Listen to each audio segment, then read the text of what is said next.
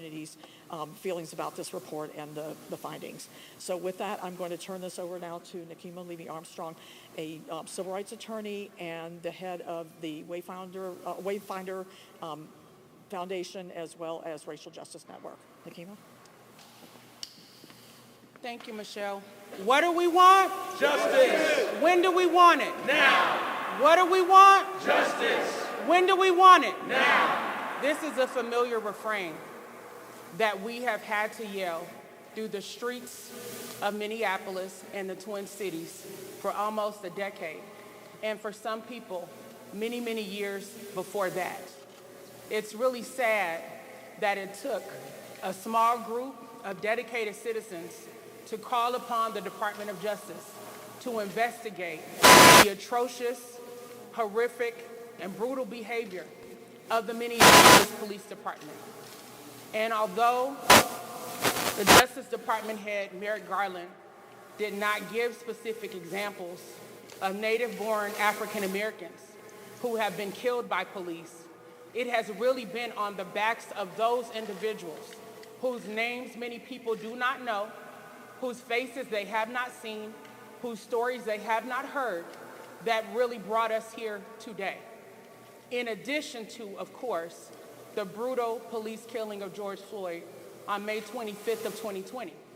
So I want to take a moment and I want to call out some of the names of Black individuals, Hmong individuals, and other people of color who have been killed since before 2016, which is the point at which the Department of Justice decided to launch its investigation. If we thought what we heard today was bad, imagine if they actually went back decades and talked about the history of brutality, the use of excessive force, unjustified arrests, abuse, and treating a vulnerable community as if it were under siege. Things would be far worse if they looked back even further. So in honor of those who have lost their lives to police violence under very questionable circumstances, I want to call out some of those names in remembrance of them, starting with Fong Lee, Tysel Nelson, Q the Blacksmith, Lorenzo Doby, David Smith, Dominic Felder, Anthony Williams, Christopher Burns, Terrence Franklin, Jamar Clark, Chaser Fong Vu, Thurman Blevins, Travis Jordan, Delaw Eid, Tekle Sundberg, Amir Locke, of course, George Floyd, and we also can't forget about Winston Smith, who, although was not killed by Minneapolis Police Department, he was killed by the U.S. Marshals in the city of Minneapolis as we were mourning the police murder of George Floyd. And most recently, we had a police killing at the FBI in the city of Minneapolis. So we do not feel safe. We are grateful that the Department of Justice has finally decided to intervene. This intervention was long overdue, and we are hopeful, we are doing our best to put our trust in them, that they will hold Minneapolis elected officials accountable, because they have not been accountable to the people. Not just this current administration, but going back many, many administrations in which they knew about the atrocious behavior of the Minneapolis Police Department. They quietly settled excessive force lawsuits to the tune of tens of millions of dollars, and they failed to correct the injustices and the abuses and the policy violations that have been going on for years. So to see elected officials and those who have been appointed on television today saying that now they're going to do what they need to do is a slap in the face, particularly to those who have been oppressed, those who have been abused, those who have been crying out for justice, and those who have not been heard in the wake of the violence that has happened. We do not have trust in these systems or in these individuals because they have failed us time and time and time and time again. That story needs to be told. Even as we have documented evidence of what has happened to Black people, we don't see an apology to Black people in the city of Minneapolis. We don't see reparations to those families who have lost victims, who have lost their loved ones to police violence, where the officers were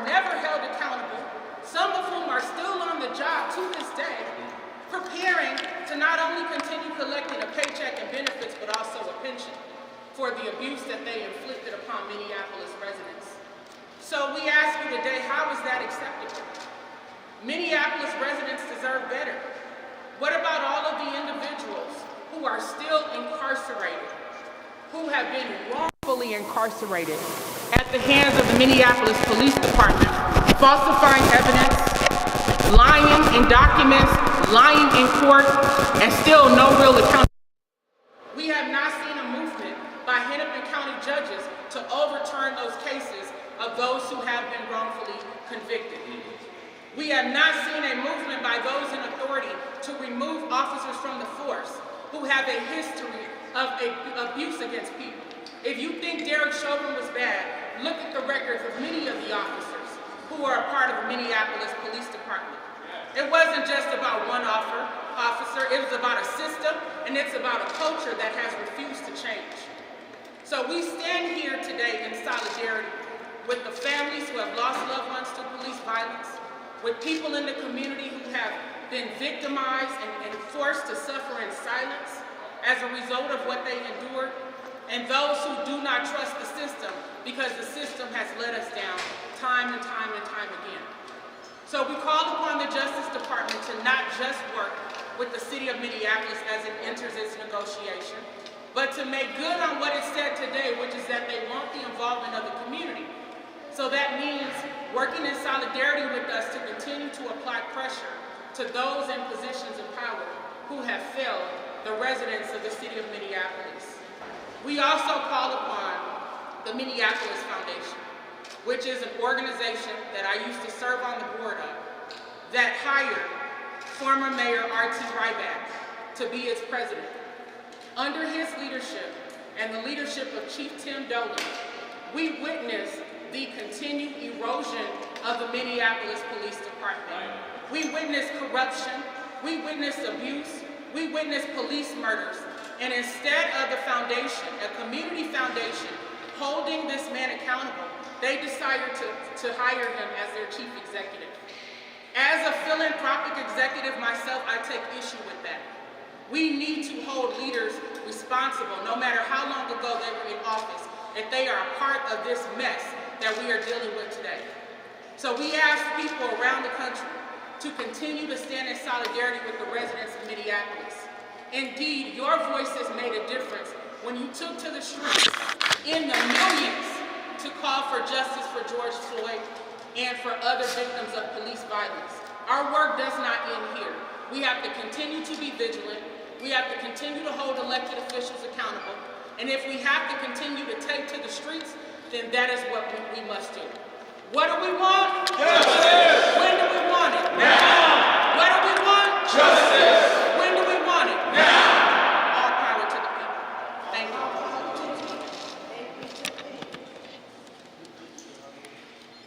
Thank you, Nikema. I think what Nikema was talking about is a reminder of where we've come from, which has been decades on decades of police violence without accountability. And we are pleased that the DOJ is here. We are pleased that there's going to be some actions to actually require the Minneapolis police and the city to make some changes. But we recognize that those actions in and of themselves are not enough, and that the community still has to be involved and continue to make the demands for the changes that we see necessary as the people who live under this system. So I'm really pleased that you raised these questions. We're going to have next Toussaint Morrison, who is a community activist in Minneapolis. Thank you, Michelle. Just across the street, the mayor of Minneapolis, Jacob Fry, told a story of May 25th.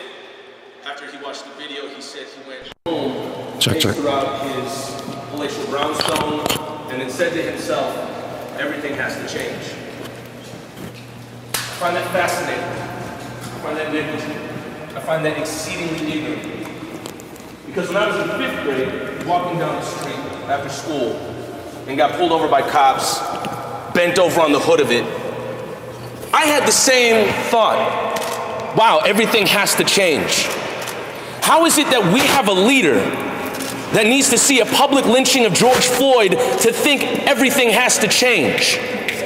Did he not understand Terrence Franklin was shot in the back of his head execution style 2013 in Uptown? Does he not understand what happened to Jamar Clark? Does he not understand what happens in this city? and he sits up there with Brian O'Hara and then holds a PR session for the Minneapolis Police Department to say, hey, if you're a resident, we want you. He might have been talking to one of y'all, one of the press people. Come on over, be part of MPD. He literally said, be one of us.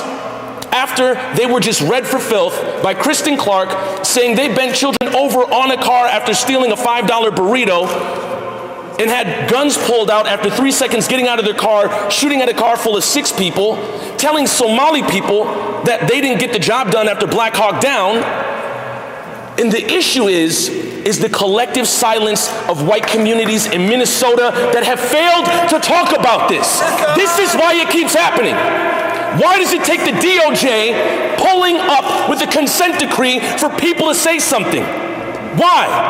Why am I standing in a press room full of white journalists and it's just me and a handful of other black people there to watch and talk about it? Why is that? And you don't need to answer that right now. You need to talk about that after this press conference. You need to drill that question home. Because when they use that as a promo for the MPD, look no further than propaganda at the end of the DOJ's press conference. Come be one of us. Come be one of us. Do the killing with us. No. We need change. We need to address what they were talking about disproportionately pulling over people of color, mainly black people and indigenous people. Kristen Clark said it was a first that they've seen this much brutality after pulling over black and indigenous people. They addressed people with disabilities. They did not address houseless encampments that they brutalize all the time. And they did address people suffering from mental health crises. And they said they had a small pilot group that went around and they addressed mental health crises, but it wasn't enough because there's still MPD pulling up. The DOJ said it plain and simple that police are not able to deal with people that have some type of mental crisis. They said it right there. They said it right there in front of you. And if the MPD can't do it, then somebody else needs to. There needs to be change brought to this city, and furthermore, doting upon what the mayor said, walking throughout his palatial brownstone saying everything has to change. Yes, many things have to change. And it is very sad that we have leadership here that it just dawned upon them on May 25th, 2020, because there are plenty of black people up here and indigenous people here that have known things have had to change their whole life. That's right. We don't need to see a public lynching to know that things have to change. And I hope that the leadership here can do something about it. And my further hope is, like the hard work that all these people do up here, keep the conversation going in your white community, regardless of the discomfort. Brian Stevenson, the head of the Equity Justice Initiative, talks about the litany of brutality brought upon bodies of color. But he says one thing he'll never get over is the collective silence in white communities to turn the other way. Stop turning the other way. That's right. White silence and violence. That's right. Just 1 second. Next, we'll hear from Aaron Abraham with Minnesota Justice Coalition. I want to mention something about the section on behavioral health issues. This is an area that I head a work group for and that we do an extensive amount of work. In fact, our work group wrote what is now Travis's Law, which requires 911 call centers to dispatch mental health crisis responders to most mental health crisis calls. We have been saying for forever that the city of Minneapolis is negligent in application of Travis's Law, that they have a pilot program that's been going on for close to 3 years, a pilot program that does not have nearly enough people to respond 24/7, 365 as the state statute requires, and that most mental health crisis calls in the city continue to be responded to by police. That is unacceptable. This is what we have seen. Our organization wrote a white paper in 2020 called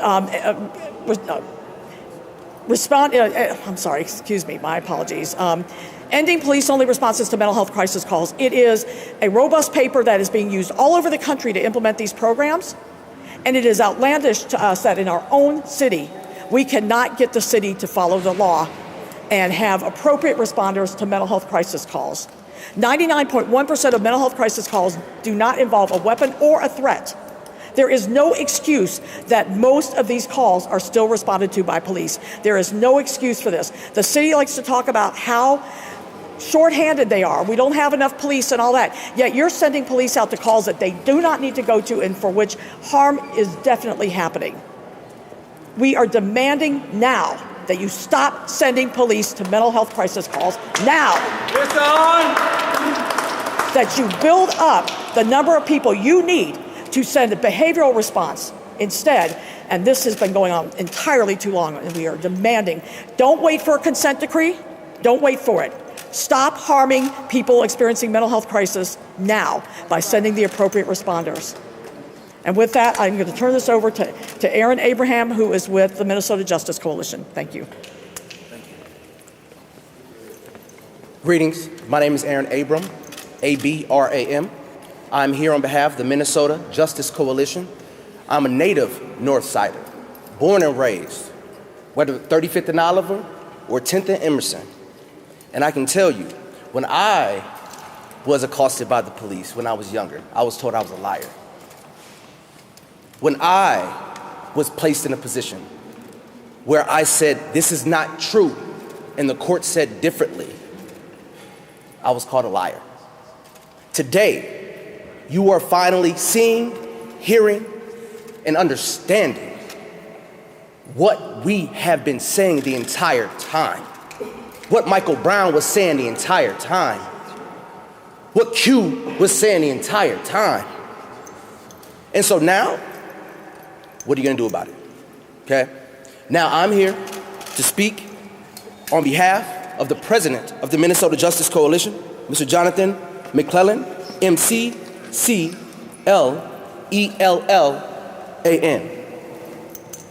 When the Minnesota Justice Coalition drafted the letter that we all signed asking for the patterns and practices investigation, we were in a place that desperately needed help.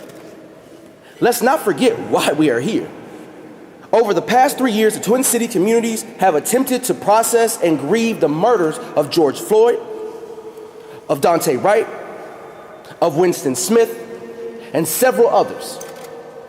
The lack of transparency and accountability from law enforcement has intensified and divided the community. Since then, the Minnesota Department of Human Rights released a scathing report that outlined their 2-year investigation into whether the Minneapolis Police Department and the city engaged in a pattern of racial discrimination. Sadly, this report confirms what protesters, community leaders, activists, and just regular old citizens like myself have been saying the entire time. It is not a level playing field for black and brown folks here, unfortunately. Our community members are hunted, surveilled on social media without a public safety objective, have to deal with propaganda that are racially profiled and brutalized. Furthermore, these officers are never held accountable by leadership or their own management. The U.S. Department of Justice found out something similar. Today, the Justice Department reported that the Minneapolis police engaged in a pattern of violating constitutional rights and discriminating against Black and Native American people, and concluded that systematic problems in the Minneapolis Police Department made what happened to George Floyd possible. Today's report found that Minneapolis police officers used excessive force, including unjustified deadly force, violated the rights of people engaged in constitutionally protected speech. I was one of those people at Black Xmas, if you remember that, at the Mall of America. I was slammed in the parking lot as they told me to leave. I did what they told me to do, and I still was arrested. I still was charged. I still had to plead for saying Black Lives Matter. I didn't hurt nobody. Read the reports. There was no damage to the Mall of America. We were held for hours under the mall. Women that needed heart medication had police officers stand in front of them and pour water in their face when they said I needed my medication. That's where we have been when we say we out here, when we say we're doing the work. They violated the rights of people engaged in constitutionally protected speech and found that both Minneapolis police and the city of Minneapolis discriminated against people with behavioral health disabilities when officers are called for help. The report outlined 28 remedial measures agreed to by the city and a consent decree to be overseen by an independent monitor. Our main question is in the negotiations for the change, in the enforcement of the consent decree, and we need to make sure that the individuals that are chosen to monitor the consent decree are chosen by the people, and that the process encompasses all community members' input in moving forward. It is extremely important that the integrity of the process is kept in place and voices are heard. Imperative. While Minneapolis has been a good place to start for the patterns and practice investigations, there's also evidence that suggests that the per capita rate of death at the hands of the police in St. Paul is equal to or greater than that of Minneapolis. In April of 2021, the lieutenant governor for the state of Minnesota said that Minnesota is a place where it is not safe to be black. We are requesting that a patterns and practice investigation be opened on the St. Paul Police Department as well, due to the relationship that they have had with the city of Minneapolis and the potential for cross-contamination. We are also asking the county attorney's office to reinvestigate cases that were passed over by the previous county attorneys, starting with the murder of Jamar Clark. Listen! It is important that an independent investigation shed light on the patterns of misconduct that exist in these agencies. We need reform. And ultimately justice for the victims. And establish trust in our institutions that are supposed to be protecting us. Isn't that what we pay for? Ain't that where your tax dollars go? Your tax dollars shouldn't just be used to pay somebody who abused somebody. It should be used to help protect the property that you have, the people you live with, and the family and community that you love. But instead, we're paying out. We still need your help to bring the change and adherence to the Constitution by our government. We know there is no silver bullet to solve the problems before us. However, we need a systemic reset that prioritizes our collective humanity. It was said a long time ago, and I'll say it again. It is always the right time to do the right thing. Listen! And this report shows they haven't been doing the right thing. So my question for everyone else is, what are you going to do and signify it as the right thing to get the right result? Thank you. Thank you, Aaron. I want to point out something that Aaron talked about, which is the issue of St. Paul. Our organization has endorsed a letter asking the Department of Justice to investigate St. Paul for two reasons. One is that they have a police shooting rate that is roughly 5.5 times greater per capita than Minneapolis. Most people do not know it, they don't believe it, because they think of St. Paul as a little haven, and Minneapolis is where all the bad cops live. The reality is bad policing is infesting both sides of the river, and in fact, like I said, in Minneapolis, in St. Paul, they have a roughly 5.5 times the per capita rate of police shootings. Further, they have the deadliest department in the state and the 14th deadliest in the country. This calls for action against St. Paul as well, and we've been asking for that from day one. Further, I want to mention something about the monitors. We have received the list of the people who have submitted proposals to become the monitors in Minneapolis. We do not like any of the proposals that have been submitted. We are calling for the city and the Minnesota Department of Human Rights to extend the bid process so that we can get some actual civil rights attorneys bidding on these things. What we've got is law firms that have dealings with the city for a long period of time, like Green Spell, other law firms. We have people who are not qualified who have applied for this thing. We want to see a real monitor, because the thing about monitoring in any of these consent decrees is that they are the secret sauce that makes these consent decrees work. If you want to bring in some person from out of town that has minimal experience and let them just check off the boxes, we will get the result that the city desires. But the community will not tolerate that. We want real monitors who are going to hold the city accountable for real results, and thus far we have not seen those people on the list that has been released so far. So we are asking the Minnesota Department of Human Rights and the city to extend that bid process. There's no rush. There's no rush. We've got a Department of Justice consent decree coming down the road. So there's not, and the city is saying they're going to use the same monitors for both. And if that's the case, we better make sure we have excellent monitors. We're not okay with the people that have bid so far, and we are demanding that they open up that bid process to allow other applicants to apply as well. Okay, thank you. With that, I'm going to bring up Raj Sethraju, who is both a community activist and a police? What would you call yourself? He's a professor of law enforcement. Thank you. I definitely am not a professor of law enforcement, but that's all right. So, my name Raj, listen, right? So I just want to underscore what has been said so far, right? In terms of holding police accountable, right? The MPD 150 report was published a number of years ago, and it was never carried or elevated in by news media, nor any Department of Justice.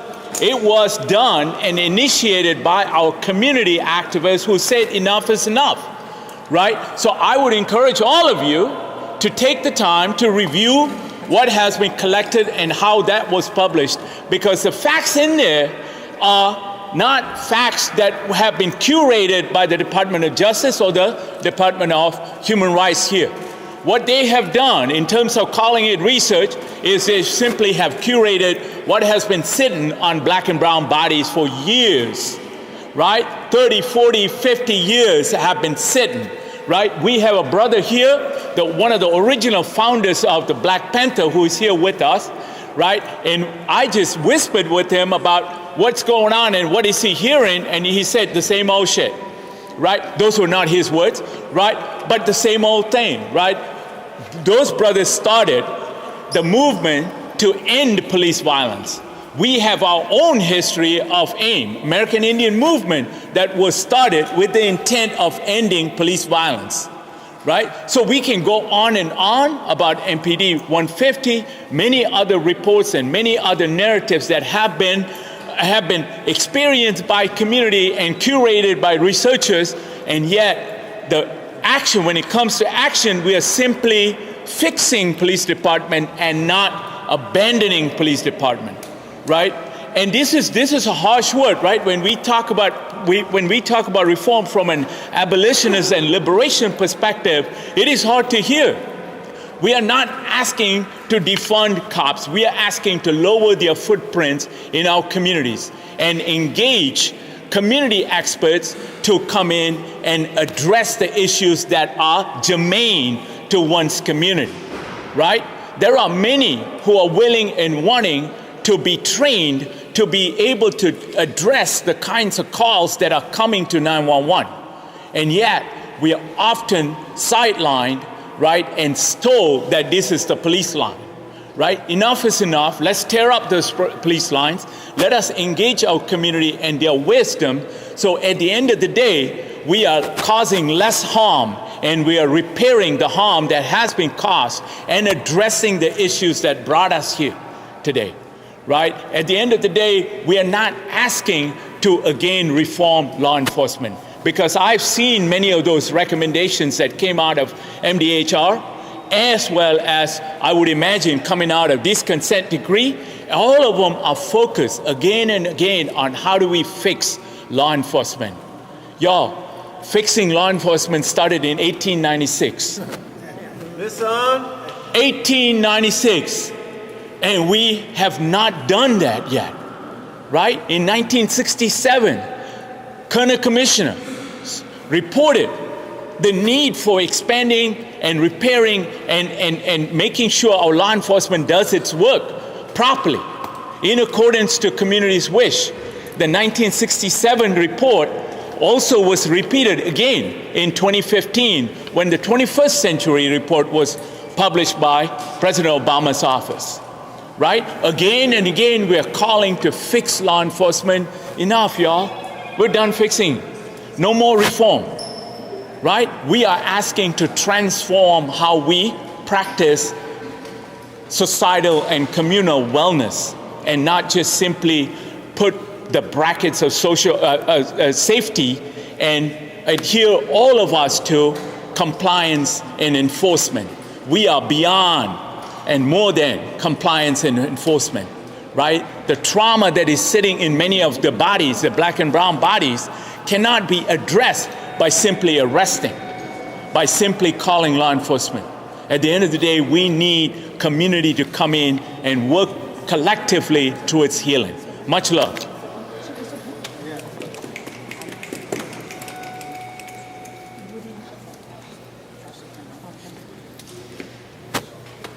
Next, we're going to hear from Ashley Quinones, the spouse of a man who was killed by the Richfield and other police departments. Thank you. I'm just happy to be here today. I've actually taken a break from protesting for a while just because I needed to take my time and grieve and get my mental health right. My husband was killed in 2019 in Richfield and Edina by the police, and I'm really happy that this is all happening, and I'm just hoping that it extends because it just shows what they're being trained like, and they're all under Hennepin County, so I really hope that they can also push that all of Hennepin County is investigated for their racist tactics and also targeting minority in their community, because that's exactly what happened to my husband that night on September 7th of 2019. While George Floyd's case was being investigated, my husband and Kobe Heisler's case was also on the desk at that same time. And they pushed ours to the side. They took Mike Freeman off of George Floyd's case, but he was allowed to still be in charge of our cases. So I'm just wondering how this is all gonna affect everybody's family so that we can all get the same degree of attention, because our families were killed by them as well. And there's a lot of impacted families that aren't able to be here today. So I just want to make sure that everyone's paying attention, that there's a lot of names out here that are not getting their cases reopened. They're not getting the judges. There's judges here that are passing the buck on things as well. It's not just one entity. It's all of these systems working in collaborations to make sure that our families are not getting the justice that they deserve. So my husband's name is Brian Quinones. We got Justin Tigan's family was here, Jamar Clark, Travis Jordan, Kobe Heisler. There's a lot of us out here. We really need everyone's help and attention to spreading awareness that the same investigators are on all of our cases, the same judges are on all of our cases, and they're not getting held to the same accountability that they need to. So I hope everyone can pay attention, because like you're seeing, the exposure is coming, and this is only the tip of the iceberg. Thank you.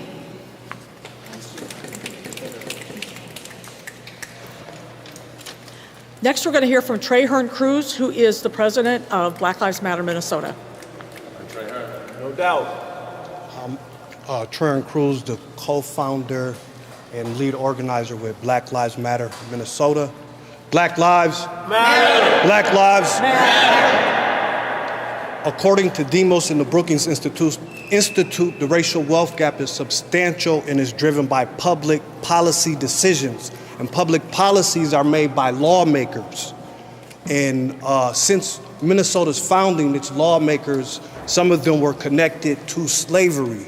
And the foundations of Minnesota were founded off money from the slave trade. So anti-blackness is in the statutes and in the foundations of Minnesota's institutions. Since its beginning in 1849 as a political entity.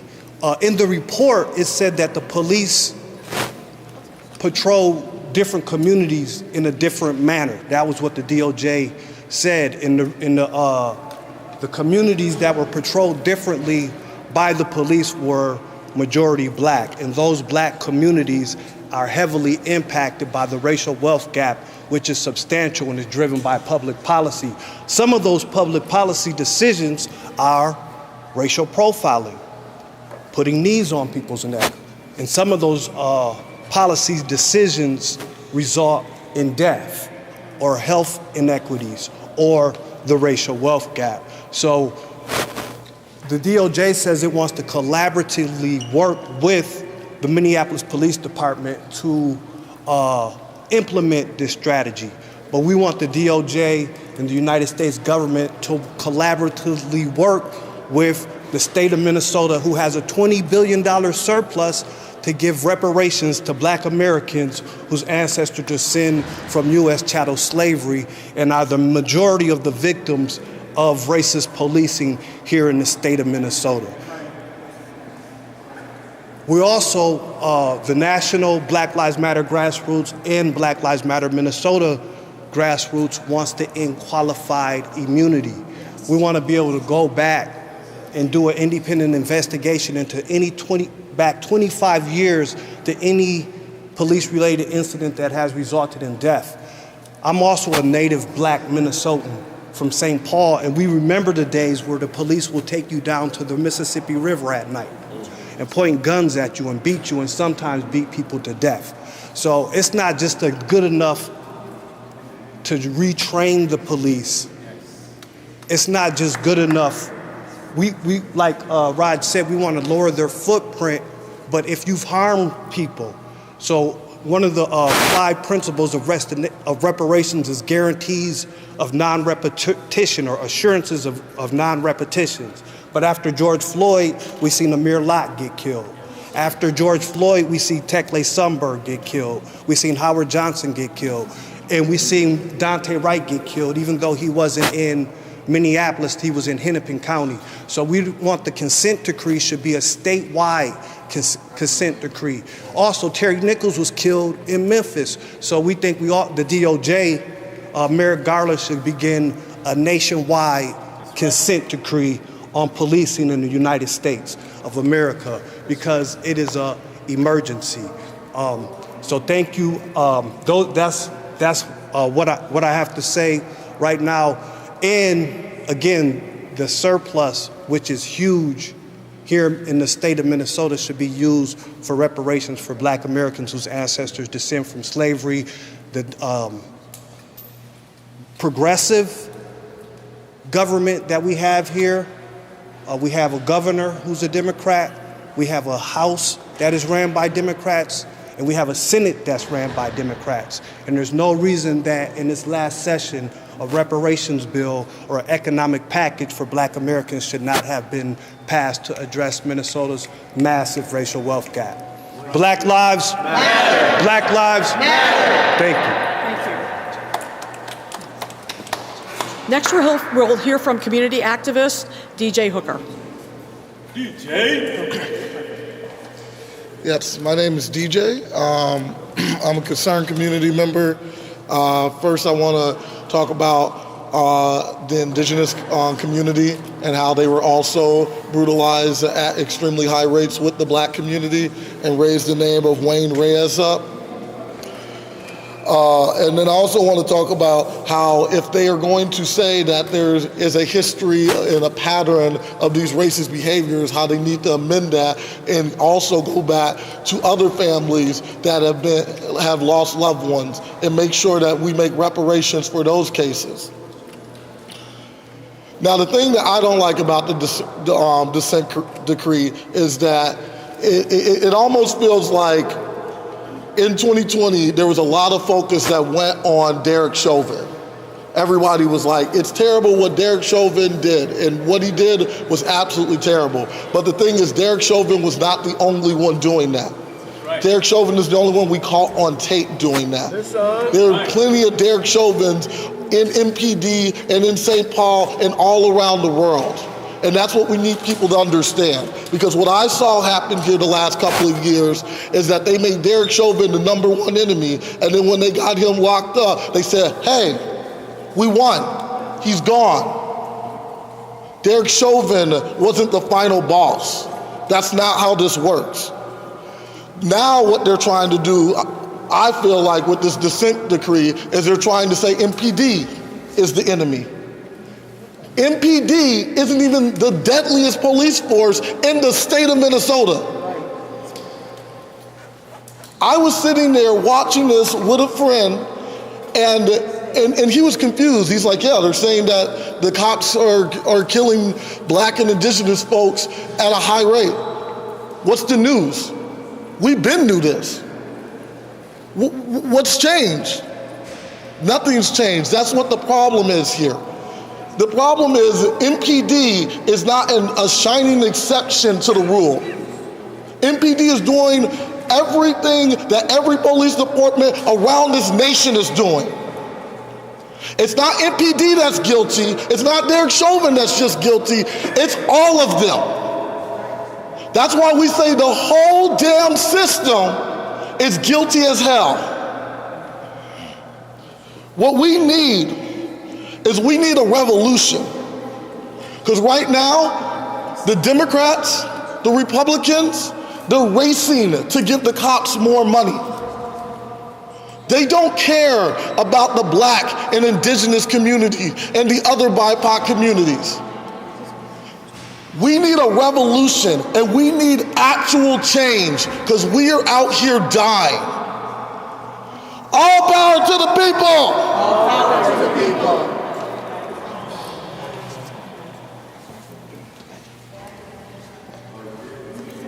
Next, we will hear from Emma Peterson, who is an activist with Communities United Against Police Brutality. She has a master's degree in public policy and also has extensive background with statistics and things, so she will give us some additional information. Emma? Glad to say I don't have a master's in policing, but that does lead to what I want to talk with you about. My name is Emma Peterson, and I'm a proud reject of the Minneapolis Police Department. For 5.5 years, I was a Minneapolis Police Explorers. The Police Explorers is a youth program for 14 to 20-year-olds that are interested in a career in law enforcement. And when I was in the Minneapolis Police Department, in their Explorers program, I saw continuous racism and sexism, and it was never addressed by the Minneapolis Police Department. So I want to talk to you today about the lack of accountability mechanisms within the Minneapolis Police Department through a story. In 2017, I made a complaint about two officers who spoke disparagingly and in sexist language about a female city official while they were alone with me before an Explorers meeting. I reported that incident to the then Assistant Chief of Police, Madaria Arredondo, who told me that the next day he would come to City Hall, he would take my complaint, he would contact the commander of the Minneapolis Police Explorers program, and they would make sure that they addressed the problems that I was having with these predatory officers who ran the department's youth program. Months later, I called IA. Turns out the chief did nothing. Turns out he never reported it. And then I submitted a complaint about the chief and his lack of response to this case. I submitted a complaint about this officer, again, about this officer who did this to me. And while that investigation was going on, a family member of mine was targeted by a sexual predator online. And I worked with that family member, and I told them, do not report this to the Minneapolis Police Department, because the officer who I have a sexual harassment complaint against sits on the Internet Crimes Against Children Task Force with the BCA. Unfortunately, another family member of mine reported it to the Minneapolis Police Department despite my wishes. And that officer looked at my family member's case. He argued with my family members about how he knew that they were related to my sister and I, who are both within the Minneapolis Police Department, and he did nothing about that sexual predator.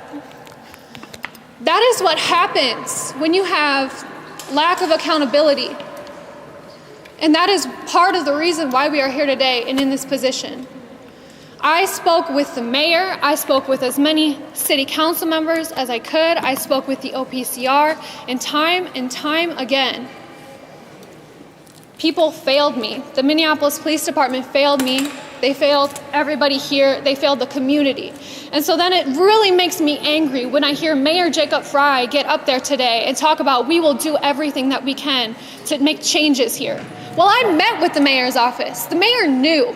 He knew long ago the issues.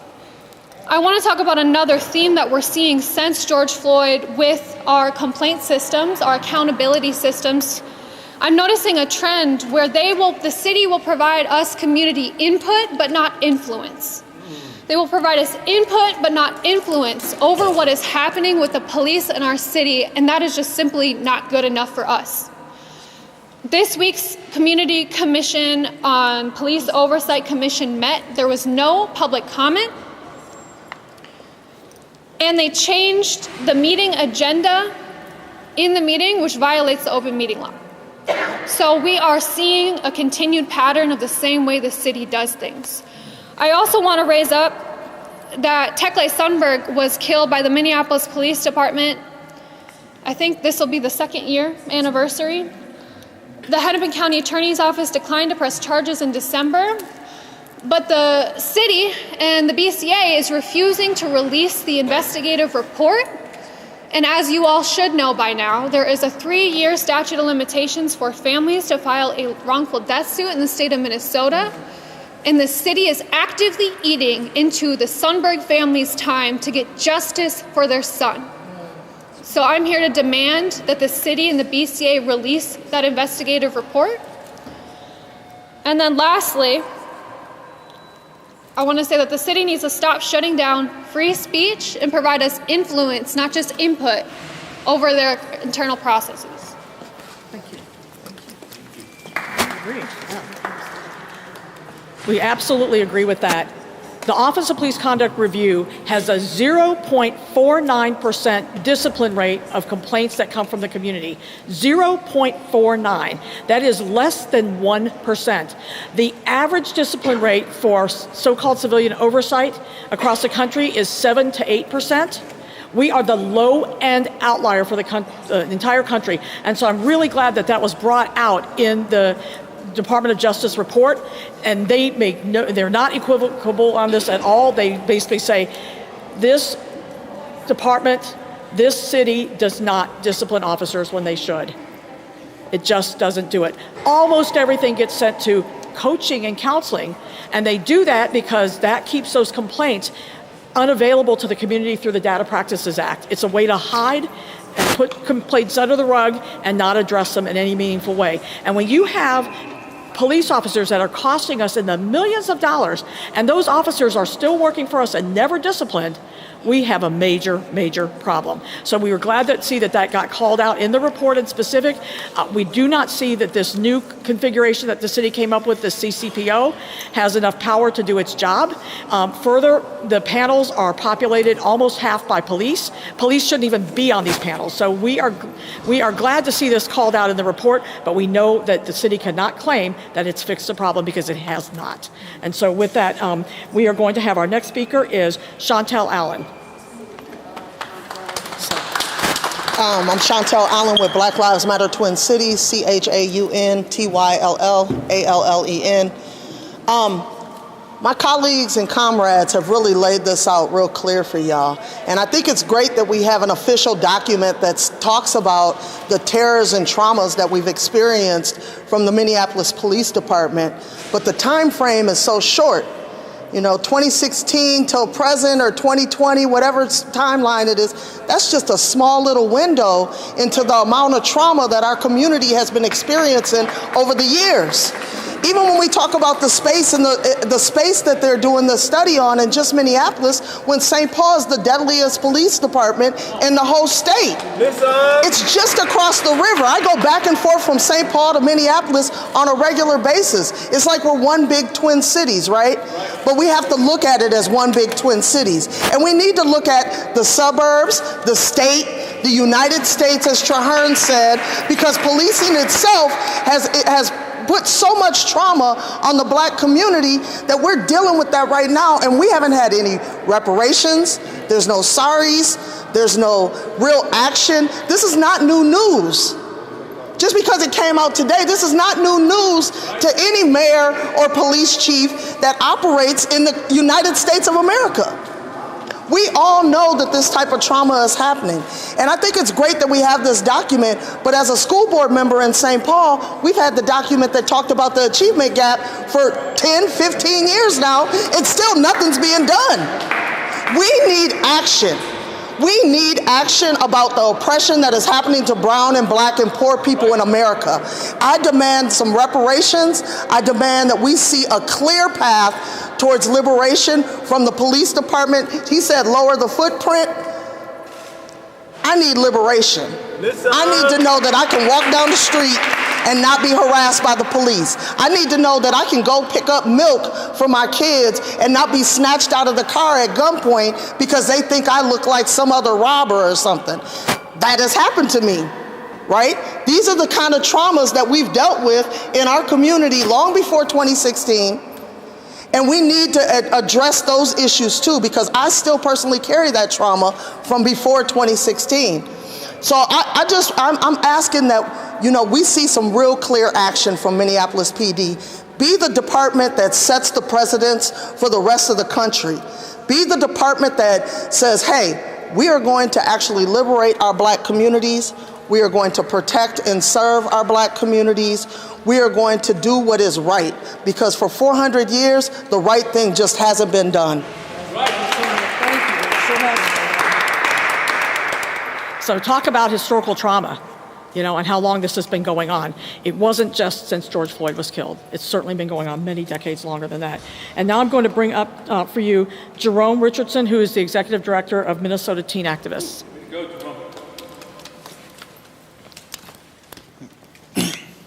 Hi, my name is Jerome Richardson. Again, like she said, thank you so much, Michelle. Executive Director of Minnesota Teen Activists. I'd like to begin with saying, in the words of Fannie Lou Hamer, we are sick and tired of being sick and tired. And until the media becomes sick and tired of reporting on Black death, until the mayor, until the AG, until the DA, until the department, and all other agencies that contribute to us being sick and tired of being sick and tired, we will never see the light and the day that we desire to see as Black human beings living in a state and in a democracy that all lives should simply matter, right? And so as I reflect today and as I look around this room, it is very underrepresented of the amount in the population, rather the demographic of Black bodies that are dying. It's ages under 25 that are consistently dying at the hands of police. Literally, my peers, my brothers, my sisters, my classmates, my friends, my family, young Black men and women and queer persons under the age of 25 is the biggest statistic that is dying from police. And that is not okay. It is your children, it is your neighbors, it is your students, and it is your young people who you prize to have this tremendous future, who you invite to be on your panels and sit and have conversations about what Gen Z needs, but yet we are the ones that are dying. Have you not seen for the past 3 years, thousands and thousands of young people on the front line demanding justice, not only for themselves, but for the people around them and in their community who have been affected by not only gun violence, but also police violence? So you're telling me I can't go to school and be safe? I can't go to my community and be safe? I can't be on my couch like Amir Locke and be safe? Listen. Because the color of my skin. I'm going to list a couple names here in the state of Minnesota that's under the age of 25 who died at the hands of police. Amir Locke, Isaac Aiden, Takelay Sundberg, Dalal Eid, Courtney Williams, Jamar Clark, Dante Wright, Demetrius Hill, Khalil Azad, Justin Tigan. That's only a small percentage of the amount of young children that are dying at the hands of police. So I just implore you, I urge you to take a wider scope than what you just see on Instagram and on Twitter and going viral on CNN, and really come into the community and really speak to community members and really take a deeper look at what's not only being presented to us, but what's happening all around us. This is not a new phenomenon. This is not a new idea. This is not a new issue. So why are we still piloting in the year 2023? Right. There's no more room for pilots. There's no more room for trials. There's no second chance for human beings' lives. So in order for us to get to the place that we desire to see and that we talk about, we need to completely audit the BCA. We need to completely audit Hennepin County Examiner Office, who's covered up countless of times all the murders that have happened on the black bodies that are living in Minnesota and all across the world. Not only that, but we have active lawsuits on almost every agency in the Twin Cities that we're referring to. Why? Because they know, the court knows, and we know that this injustice is happening every day. And so those around me and those behind me and those before me and those who are even my peers are living a crisis every day. You thought the pandemic was an issue? You thought COVID-19? How about being black? Let's talk about that.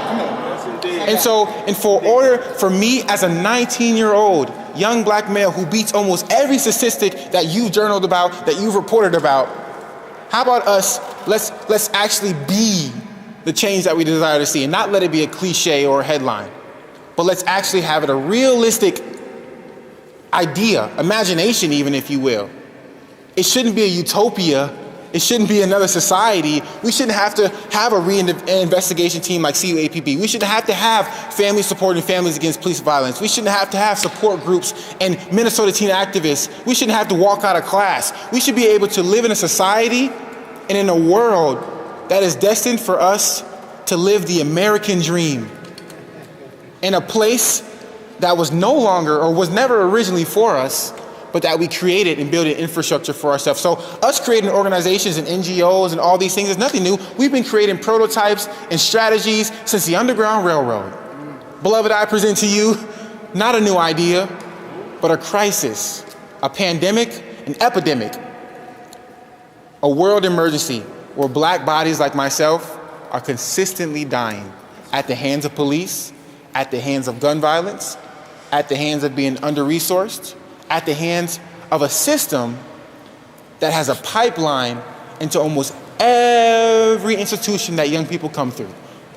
And so today I stand not on behalf of young people in the state of Minnesota, but in solidarity for the thousands from northern Minnesota all the way down to Rochester that have walked out, that have marched, that have screamed, that have gone viral on Instagram and TikTok, that have interviewed, that have talked about their traumas, that have cried, that have grieved, that have been through pain, that have been through sorrow. I'm standing in solidarity with them, not because they can't be here, because they're absent not only from spaces like these, tables like these, but they're absent from our world because they're dying daily. And so please, take this moment not as an opportunity for propaganda, not as an opportunity for a photo op, not as an opportunity for a raise, not as an opportunity for being a white savior, but as an opportunity to really have compassion and do something about it. Do something about it.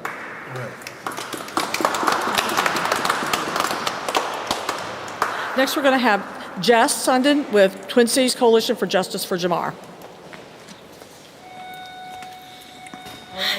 Hey there, my name is Jess, Jess Sundin, Sundin, with Twin Cities Coalition for Justice for Jamar. That's Jamar Clark, which is the last time the DOJ came to look at the MPD's work and didn't find in favor of Jamar and his family. That said, the DOJ nor the media were here when Derek Chauvin killed Wayne Reyes. The DOJ and the media weren't here when Travis Jordan was murdered, when Thurman Blevin was murdered, when so many others in our community were murdered, and you've heard many of their names here today. The fact is, the reason we're here today is because of the community action that we saw in the streets of Minneapolis and across this country following the shameful murder of George Floyd in South Minneapolis in May 2020. And to me, that's what gets the goods. It's community action. It's community taking control of our own fate and our future.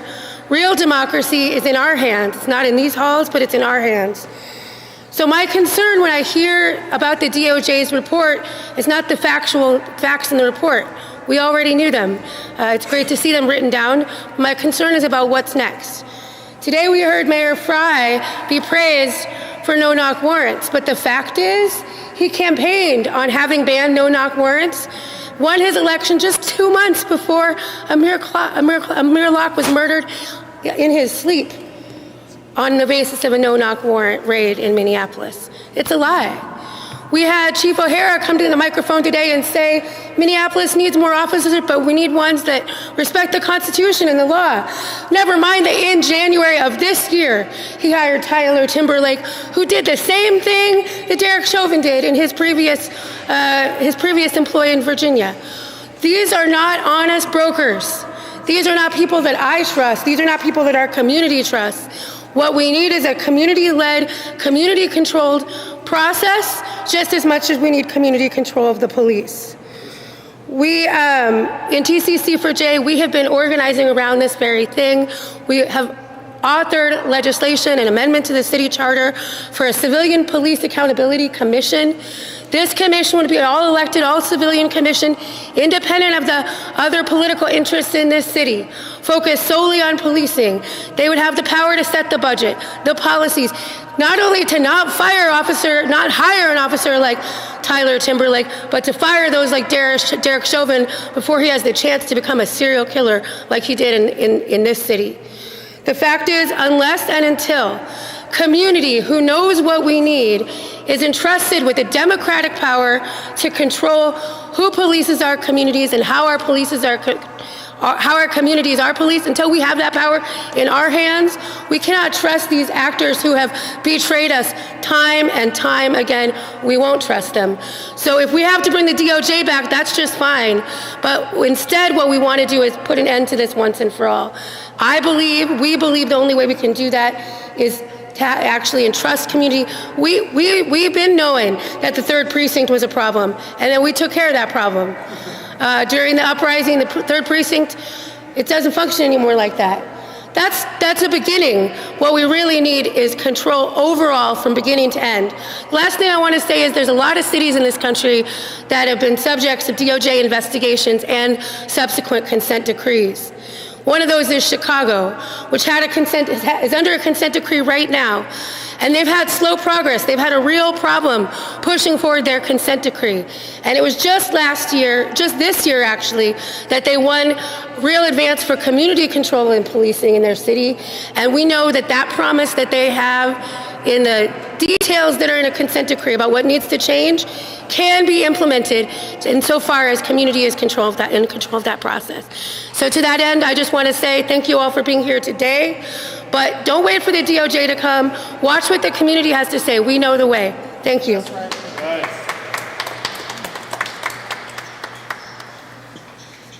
Next, I'd like you to hear from Mayan Burrell, who was wrongfully incarcerated for several years and who the efforts of the community was able to finally get free. Thank you. Mayan. Yes, I'm Mayan Burrell, M-Y-O-N, Burrell, B-U-R-R-E-L-L. It hurts for me to hear every one of these speakers get up here and for them to have to compel and yell and scream just to ask for justice. It pains me to know that it has to be an independent, non-biased party to come in and actually oversee the Minneapolis Police Department in order for my people to receive justice. But right now we come in and we asking for the opportunity for our community to be involved in everything that's taking place. The people that actually suffer the injustice. Me personally, I suffered injustice. I spent nearly 2 decades of my life in prison for a crime I didn't commit. And the whole time I was in there, my family, my community was out here beating the pavement, screaming, yelling, trying to compel the system to do right by me. And every time they got to the door was shut in their face. It was slammed. And it took for us to take to the streets to beat the pavement, you know what I'm saying, to actually receive justice. We come in today and we asking for the opportunity for y'all to do right by us. What this system is breeding is hopelessness in my people. Every time you put your trust in their hands, you're let down. Every time you go into these systems believing that you'll be able to correct them, you actually realize that they're functioning exactly the way that they were designed to function. And right now we need a new culture in the state of Minnesota, not just in Minneapolis, in the state of Minnesota. This is police brutality and it's victimization. These police have predatory conduct, predatory behavior, and not just up on adults, on children as well. We look at how they're preying on our babies, and there's no accountability. You see mothers losing their children every day, you know what I mean, crying for help, asking for the people to come out there to actually see these people held accountable, and nothing happens. For me, I sit there and watch people that impose their wrath on me, stole nearly 2 decades of my life, destroyed my family. I came home and seen them still working on the same police force, you know what I mean, still acting on those same predatory behaviors. And so I know that if this isn't stopped right now, history will continuously repeat itself. And we need to stop it right now. And we're in a position to do so. So we're coming to you asking the DOJ to allow the community to be a part of this, to actually listen to the voice that has been muted of my community and give us the opportunity to actually receive justice. Thank you. Mayan's case is really important because his incarceration happened during the time that Amy Klobuchar was our county attorney, followed closely by Mike Freeman. And during that time period, legions of African-American boys and men were locked up in the criminal justice system. In fact, during her tenure, the number of African-American boys and men that were sent to state prisons in this from Hennepin County increased by 300%, over 300%. And so there are a huge number of young men who are provably innocent who are still incarcerated in this system, and some of us are working very hard to try to get them out. But it's ridiculous that we had to shut down Amy Klobuchar's rally in Edina in order to get her to listen, just to listen to the case of Mayan Burrell. And that's one person when there are legions of men, young men, and now in their adulthood who are fighting for their innocence as well. So I'm so glad that Mayan was able to speak about that. Next, I want to bring up, and we only have 2 more speakers, so we're almost done. I want to bring up Ruth Ann Buffalo. She represents the MHA Native American Nation, and she is from North Dakota. She is a former North Dakota legislator. Ruth Ann? Ruth Anna, my apologies, Ruth Anna. G'day Sigids, good morning. Madashi Mia Adesh Heads, Mabe Sigids, Madzigidads Nakbaga O. Just happened to be in the area with my daughter, and my friend Nakima invited us here today, so we're here to stand in solidarity. And I can't help but fight back tears because there's so many common threads here. As a member, a citizen of a federally recognized tribe here in North Dakota, the Mandan, Hidads, and Rikara Nation, we see the injustices day in and day out over 500 years. You know, as the original peoples of these lands, we continue to not be seen or treated as human beings. So as I was listening to the Department of Justice's press conference today, I couldn't help but think of our elder and our relative, Leonard Peltier, who is sitting behind bars, and we pray and hope and work that he doesn't die behind bars. He's a citizen of the Turtle Mountain Band of Chippewa Indians, and he's been incarcerated as long as I've been alive, since 1977. So we know that he is being made an example of being original peoples of these lands. We are the first peoples of these lands, but yet we are at the bottom of the barrel in terms of treatment. We are only but 2% of the United States population, but yet we are overrepresented in every jurisdiction, every county jail, city jail, federal prison. Our women are missing and murdered. It is a crisis. Our men are targeted and incarcerated, so our protectors are not there to stand with us and to protect us. So enough is enough, and we're here to stand in solidarity. We know that justice is on the way, and we can't give up. So Madzigidads, and thank you for allowing us to say a few words. Please, it's time to free Leonard Peltier. Madzigidads. Yes.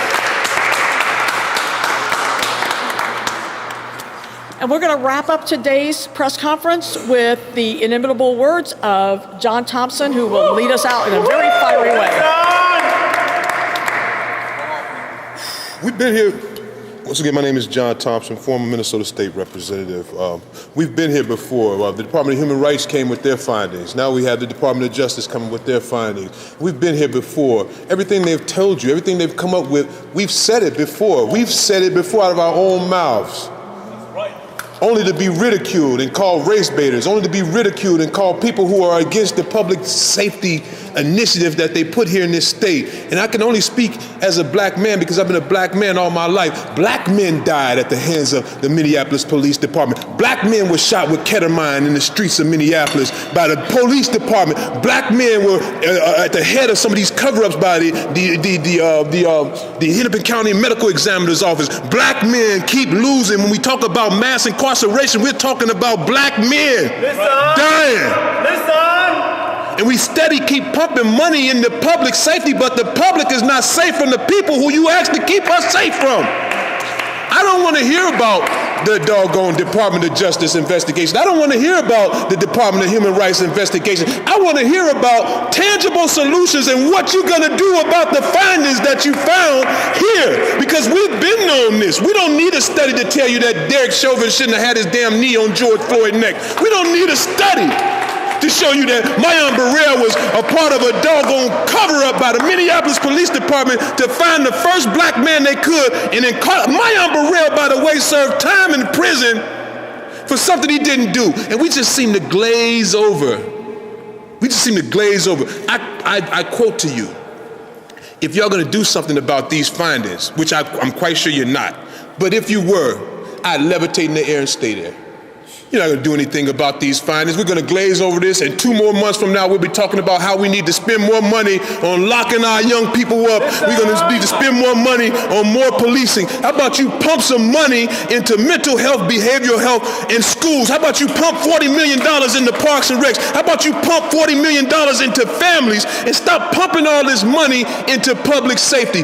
Go look at the budget in each city in this state and look at how much money they're spending on public safety, and the public is still not safe from these doggone pigs. And I said it. And you can put lipstick on a pig and he'll still oink just like a pig. And I mean every word I said. And you can quote me on that in any news or any newspaper article or report. You'd rather chastise me for my words than to do something about these killer cops here in this doggone state. So I could care less what you say about me.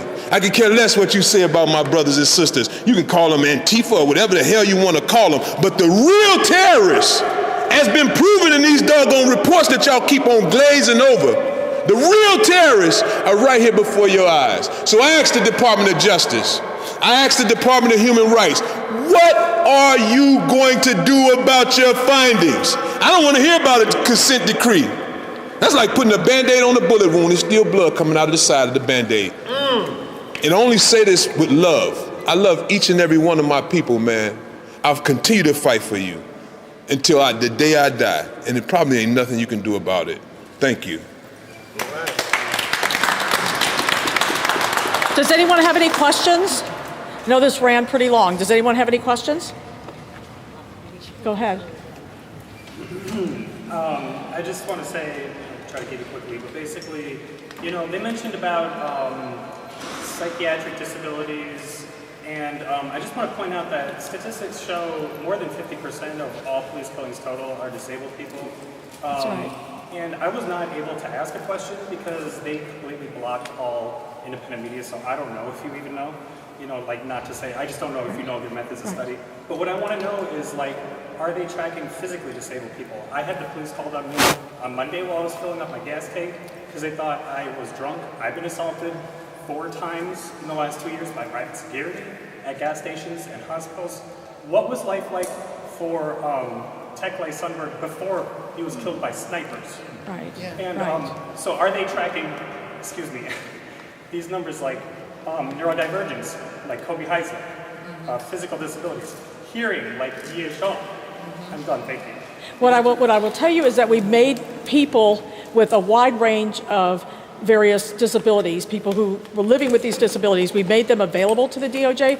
I cannot, by just virtue of looking at this report, tell how much they investigated these cases, but I will tell you that we did bring those people forward in order for the DOJ to meet with them.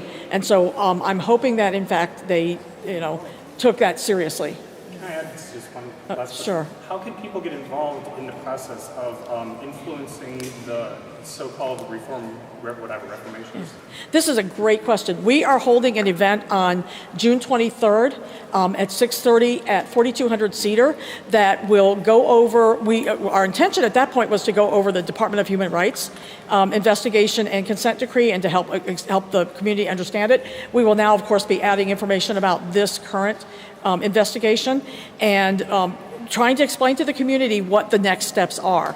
The main next steps at this point are for the community to have some input into both of these reports in terms of particularly the consent decree, the MDHR consent decree.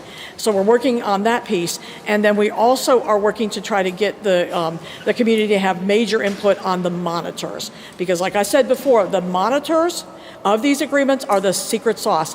When the DOJ announced that they were doing this investigation, the first thing we did was reach out to activists in cities all over the country who have had these consent decrees in their cities. We brought some of them into the Twin Cities to have meetings with us to help us understand how do we make this process successful.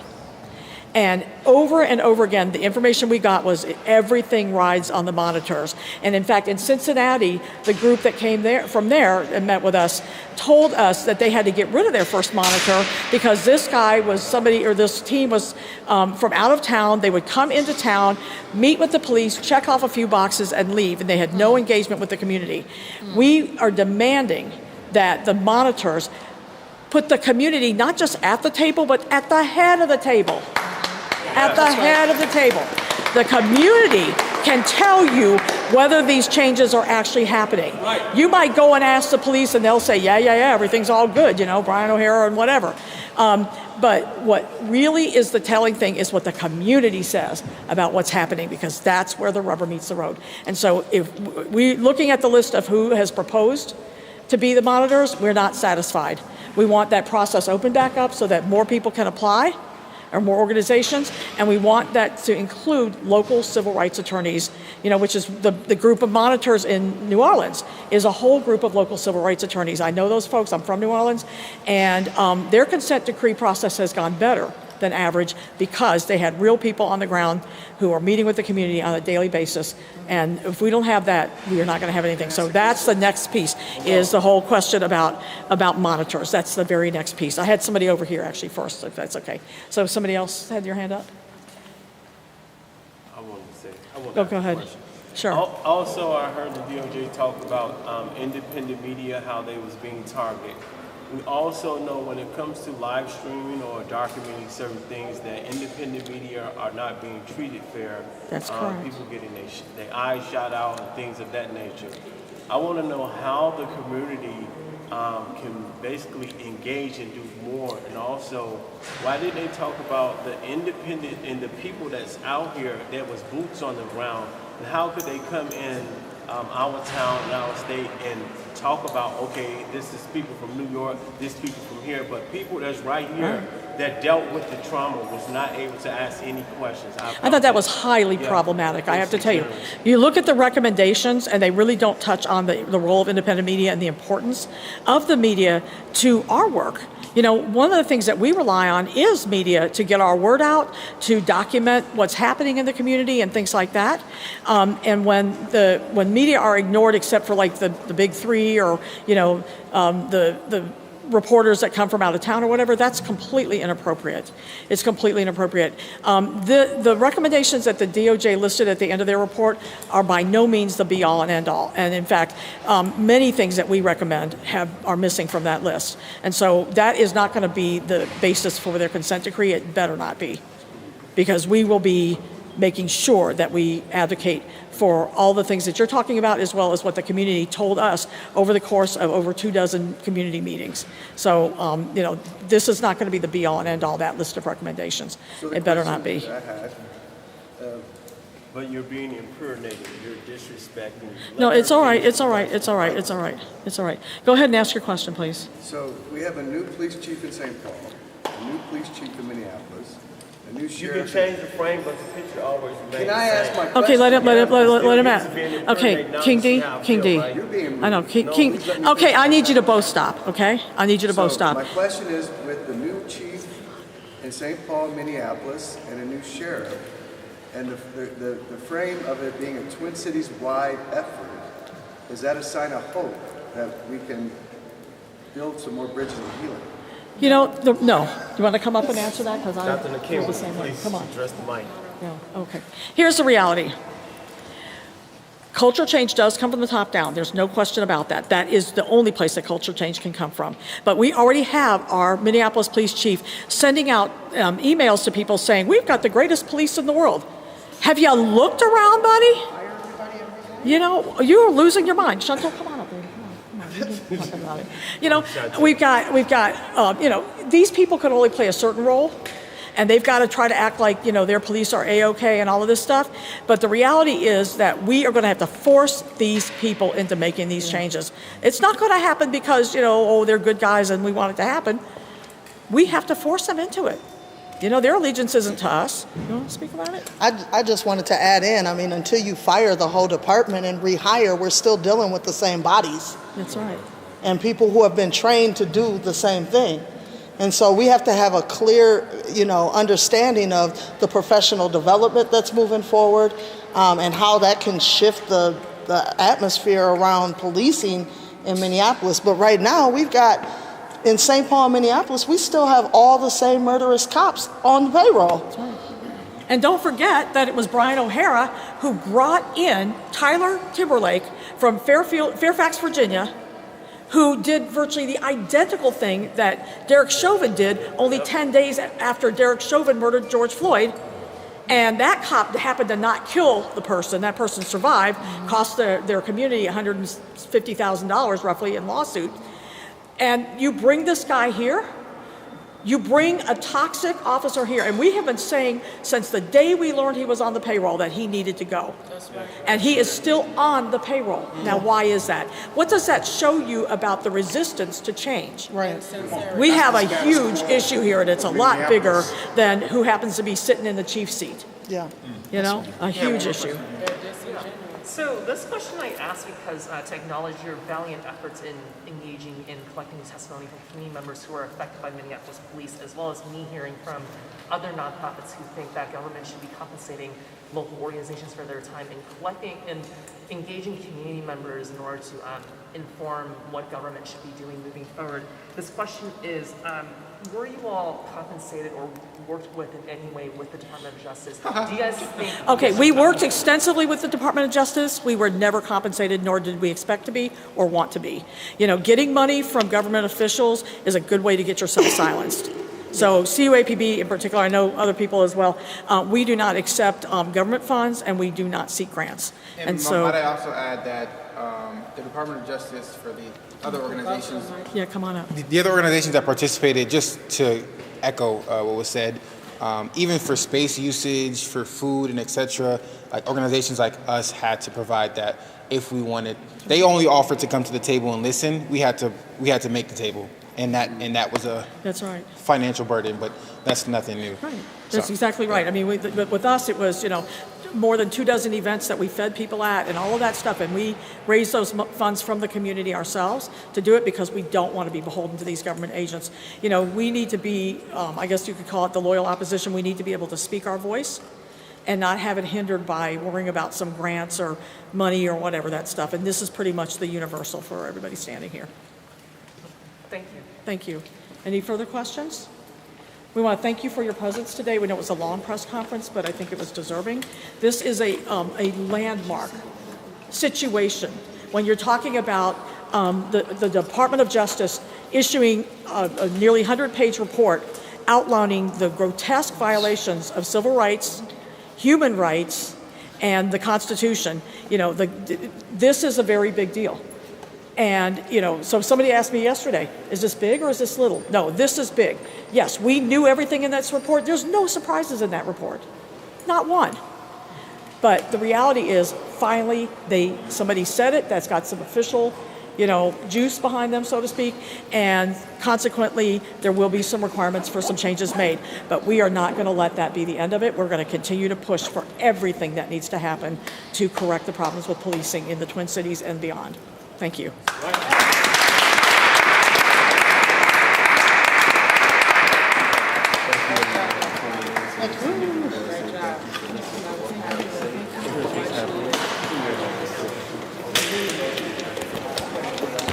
What's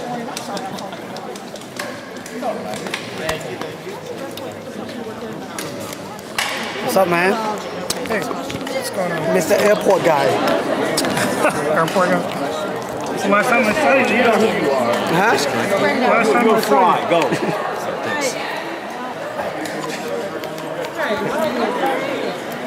We must be on the same channel because every time you took your batteries out, my mic came back and then it went away. And so Yep, I changed channels to a different one, but yeah. I think the transmitter might have been I was like, still on that loud. Okay, word. Thank you all for tuning in. This is Nico from Unicorn Riot. We're here live at the City Hall in downtown Minneapolis where the community gave their responses to the DOJ announcement today. Tonight at 5 p.m. Central, there will be a webinar that the DOJ is going to be showing the findings. At this webinar, it will be live, televised to the internet, and Unicorn Riot may try to bring you a live stream of that specific DOJ webinar, which will be at 5 p.m. Central. So again, stay tuned if you are around. If you appreciate independent media, go to unicornriot.ninja, hit the donate. We are 8 years in service, and only because of you. So thank you all for tuning in. Thank you, Dan, so much for running the back end. What you saw earlier today in the stream earlier is a DOJ press conference about the MPD and a consent decree. And what you saw just now was a community response to that consent decree, which will still be negotiated. It still needs to be negotiated, and there's still some work to do. So we will not know about the full extent of the consent decree for potentially up to a year. But thank you again for tuning in. This is Nico from Unicorn Riot, and Dan for running the back end. You can take it down.